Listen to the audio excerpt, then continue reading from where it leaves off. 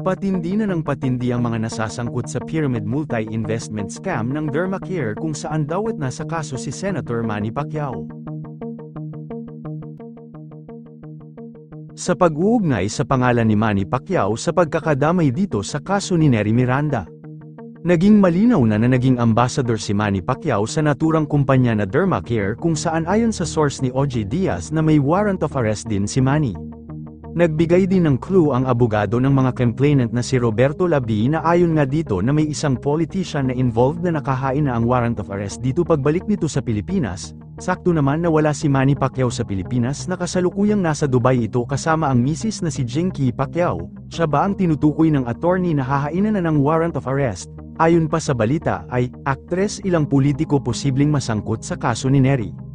Kinumpirma mismo ng abogado ng mga complainant na nagreklamo laban sa dating aktres at negosyanteng si Nery na Aig Miranda na si Attorney Roberto Labe, na may isang aktres at ilang politiko ang posibleng madamay sa kasong kinasasangkutan din ng misis ni Chito Miranda. Sa panayam ng ABS-CBN News kay Labe na umere sa TV Patrol nitong Biyernes sinabi niyang bukod sa mga kasama ni Nery, sangkot din umano ang isang aktres at ilang political figures dito na umano'y nag-endorso rin sa Dermacare, ang inirereklamong beauty and wellness clinic na nanghihikayat umano ng investment sa kanila. Padagdag pa sa balita ay tinatayang aabot naman sa 1 billion ang investment na umano'y hinahanap ng mga nagrereklamong investors kina Nery at sa iba pang mga kasama. Kung totoong si Manny Pacquiao ay ang possible na political figures na tinutukoy ay mukhang hindi mababayaran ni Manny ito dahil pumalo na ng 1 billion pesos ang tinutukoy na investment scam sa Dermacare at hindi lang 20 na tao ang nagreklamo kundi pumalo na ng 50 na individual ang naghain na ng iba't ibang kaso sa mga sangkot sa pyramid scheme na ito.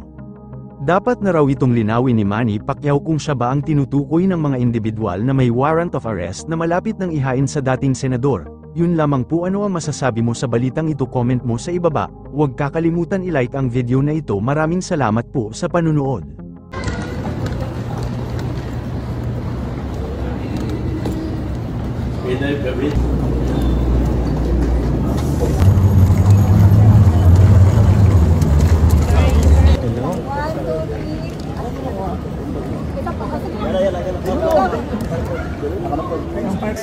This is a surprise.